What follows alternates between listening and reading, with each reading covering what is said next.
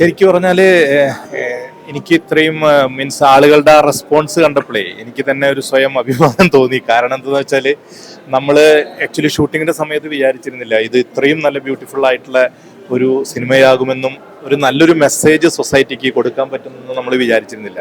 പക്ഷെ ശരിക്കും ഇപ്പൊ സിനിമ കണ്ടിറങ്ങിയപ്പോൾ അവരുടെയൊക്കെ റെസ്പോൺസ് കാണുമ്പോൾ നമുക്ക് വളരെയധികം സന്തോഷമുണ്ട്. നമ്മൾ ചെയ്ത ആ ഹാർഡ് വർക്കിന് ഫലം കണ്ടു എന്ന് തന്നെയാണ് നമ്മളുടെ വിശ്വാസം. ശരിക്കും നായ കേന്ദ്ര കഥാപാത്രമായിട്ടുള്ള ഒരുപാട് സിനിമകൾ ഇതിനു മുമ്പും ഇറങ്ങിയിട്ടുണ്ട്. ചാർലി എന്ന സിനിമ 2 വർഷം മുമ്പ് ഇറങ്ങിയത് വളരെ വലിയൊരു ഹിറ്റായിരുന്നു. പക്ഷെ ആ സിനിമയുടെ ജോണറും ഇതിന്റെ ജോണറും തമ്മിൽ എൻറ്റയർലി ഡിഫറെന്റ് ഉണ്ട്.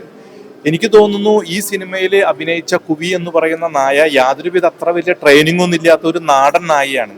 ആ നാടൻ നായയെ കൊണ്ട് ഇതിൽ വളരെ മനോഹരമായിട്ടാണ് ഇതിന്റെ ഡയറക്ടർ ശ്രീജിത്ത് പോയിൽക്കാവ് അതിനെ യൂസ് ചെയ്തിട്ടുള്ളത്. ശരിക്കും പറഞ്ഞാൽ അത് ശരിക്കും അംഗീകരിക്കപ്പെടേണ്ട ഒന്ന് തന്നെയാണ്. മൃഗങ്ങൾക്ക് ശരിക്കും പറഞ്ഞ അഭിനയത്തിന് ഒരു ഒരു അവാർഡ് ഉണ്ടെങ്കിൽ തീർച്ചയായും അത് ഞങ്ങളുടെ പ്രിയപ്പെട്ട കുവിക്ക് കിട്ടുമെന്ന് തന്നെയാണ് എൻ്റെ അഭിപ്രായം.